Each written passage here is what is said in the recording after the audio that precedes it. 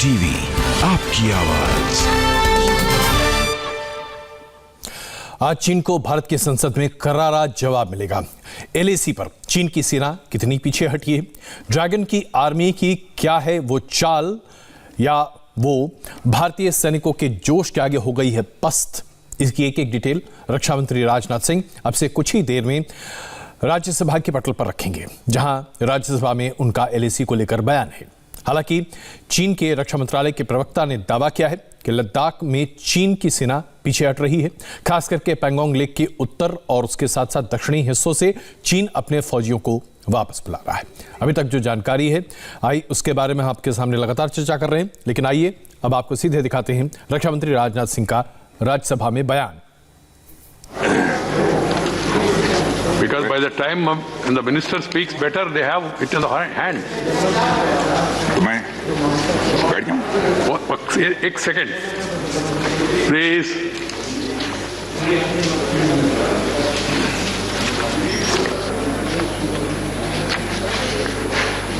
ये बहुत महत्वपूर्ण मामला है, सेंसिटिव मामला है, इसलिए कृपया आपको। ओके मंत्री जी।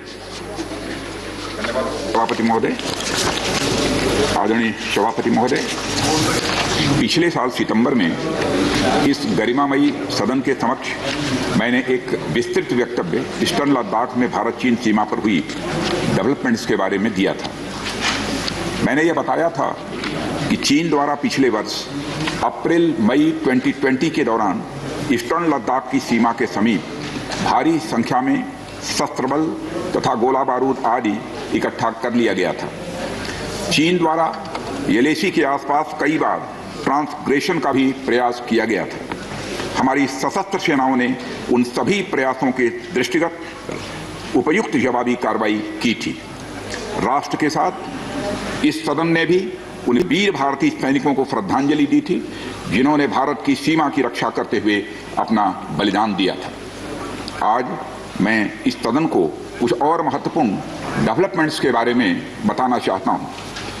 सभापति महोदय, पिछले वर्ष सितंबर से दोनों पक्षों ने एक दूसरे के साथ मिलिट्री और डिप्लोमेटिक चैनल्स द्वारा संवाद स्थापित कर रखा है।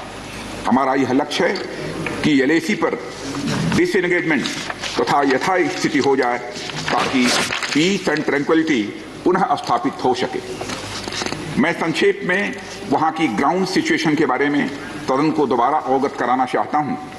सदन को ज्ञात है कि चीन ने अनधिकृत तरीके से लद्दाख केंद्र शासित प्रदेश के लगभग 38,000 वर्ग किलोमीटर पर 1962 के संघर्ष के समय से कब्जा बना लिया है।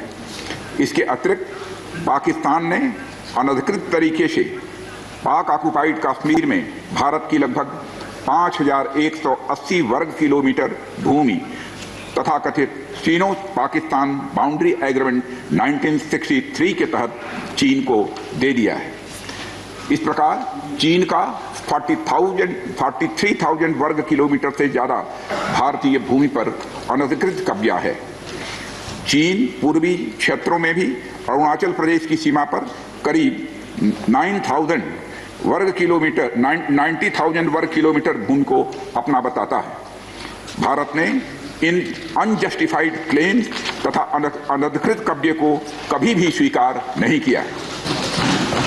सभापति महोदय, मैं सदन को यह भी बताना चाहता हूं कि भारत ने चीन को हमेशा यह कहा है कि बाइलेटरल रिलेशंस दोनों पक्षों के प्रयास से ही विकसित हो सकते हैं। साथ साथ ही सीमा के प्रश्न को भी बातचीत के जरिए ही हल किया जा सकता है, परंतु एलएसी पर पीस एंड ट्रैंक्विलिटी में किसी प्रकार की प्रतिकूल स्थिति का हमारी बाइलेटरल टाइज पर बुरा असर पड़ता है। इससे चीन भी अच्छी तरह अवगत है। कई हाई लेवल ज्वाइंट स्टेटमेंट में भी यह जिक्र किया गया है कि एलएसी तथा सीमाओं पर पीस एंड ट्रैंक्विलिटी कायम रखना बाइलेटरल रिलेशन के लिए यह अत्यंत आवश्यक है। सभापति महोदय, पिछले वर्ष से चीन के द्वारा उठाए गए कदमों के कारण पीस एंड ट्रैंक्विलिटी पर प्रतिकूल असर पड़ा है। इसके फलस्वरूप चीन और भारत के संबंधों पर भी प्रभाव पड़ा है। उच्च स्तर पर चीन के साथ कई बार बातचीत के दौरान, जिसमें मेरे द्वारा चीनी रक्षा मंत्री के साथ पिछले सितंबर की बैठक और मेरे सहयोगी विदेश मंत्री श्री जयशंकर जी की चीनी विदेश मंत्री के साथ तथा हमारे एनएसए श्री अजीत जी डोभाल की अपने चीनी काउंटर पार्ट के साथ बातचीत शामिल है। हमने स्पष्ट कर दिया है सभापति महोदय कि यह अत्यंत आवश्यक है कि एलएसी के सभी फ्रिक्शन पॉइंट पर डिसएंगेजमेंट किया जाए ताकि पीस एंड ट्रैंक्विलिटी पुनः स्थापित हो सके। सभापति महोदय, पिछले वर्ष मैंने इस सदन को अवगत कराया था कि एलएसी के आसपास ईस्टर्न लद्दाख में कई फ्रिक्शन एरियाज बन गए हैं। चीन ने बड़ी संख्या में सेना एवं गोला बारूद आदि भी एलएसी के आसपास तथा उसके पीछे अपने क्षेत्रों में इकट्ठा कर लिया है। हमारे सशस्त्र सेनाओं द्वारा भी भारत की सुरक्षा की दृष्टि से एडिक्वेट तथा इफेक्टिव काउंटर डिप्लॉयमेंट भी किए गए हैं। मुझे यह बताते हुए सभापति महोदय गर्व महसूस हो रहा है कि भारतीय सेनाओं ने इन सभी चुनौतियों का डटकर सामना किया है सभापति महोदय तथा अपने शौर्य एवं बहादुरी का परिचय पेंगांग त्सो के साउथ एवं नॉर्थ बैंक पर दिया है। सामरिक दृष्टि से महत्वपूर्ण कई क्षेत्रों को चिन्हित कर हमारी सेनाएं कई पहाड़ियों के ऊपर तथा हमारे दृष्टिकोण से उपयुक्त अन्य क्षेत्रों पर भी मौजूद हैं। भारतीय सेनाएं अत्यंत बहादुरी से लद्दाख की ऊंची दुर्गम पहाड़ियों तथा कई मीटर बर्फ के बीच में भी सीमाओं की रक्षा करते हुए अडिग हैं और इसी कारण हमारा एज बना हुआ है। सभापति महोदय, हमारी सेनाओं ने इस बार भी यह साबित करके दिखाया है कि भारत की संप्रभुता एवं अखंडता की रक्षा करने में वे सदैव हर चुनौती से लड़ने के लिए तत्पर हैं और अनवरत कर रहे हैं। सभापति महोदय, पिछले वर्ष से मिलिट्री एंड डिप्लोमेटिक लेवल पर चीन के साथ हमारा संबंध बना रहा है। इस बातचीत में हमने चीन को यह बताया है कि 3 सिद्धांतों के आधार पर हम इस समस्या का समाधान चाहते हैं। फर्स्ट, दोनों पक्षों द्वारा एलएसी को माना जाए और उसका आदर किया जाए। दूसरा, किसी भी पक्ष द्वारा यूनिलेटरली स्टेटस को बदलने का प्रयास न किया जाए। तीसरा, सभी समझौतों का दोनों पक्षों द्वारा पूर्ण रूप से पालन किया जाए। सभापति महोदय, फ्रिक्शन क्षेत्रों में डिसएंगेजमेंट के लिए भारत का यह मत है कि 2020 की फॉरवर्ड डिप्लॉयमेंट जो एक दूसरे के बहुत नजदीक हैं वे दूर हो जाएं और दोनों सेनाएं वापस अपनी अपनी स्थायी या मान्य चौकियों पर वापस लौट जाएं। सभापति महोदय, बातचीत के लिए हमारी स्ट्रेटेजी तथा अप्रोच माननीय प्रधानमंत्री जी के इस दिशा निर्देश पर आधारित है कि हम अपनी 1 इंच जमीन भी किसी और को नहीं लेने देंगे। हमारे दृढ़ संकल्प का ही यह फल है कि हम समझौते की स्थिति पर पहुंच गए हैं।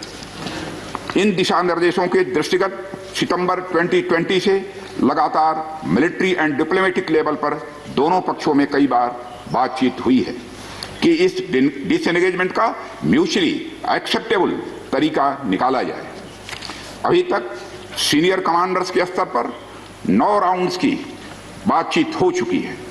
राजनयिक स्तर पर भी WMCC यानी working mechanism for consultation and coordination of India China border affair के तहत भी बैठकें होती रही हैं।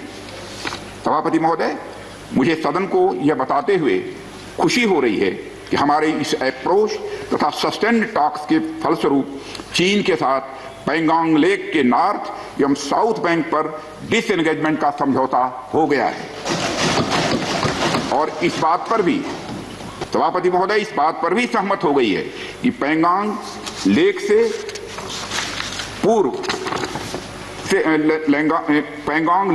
पूर्ण डिसएंगेजमेंट के 48 आवर्स के अंदर सीनियर कमांडर स्तर की बातचीत हो तथा बाकी बचे हुए मुद्दों पर भी हल निकाला जाए।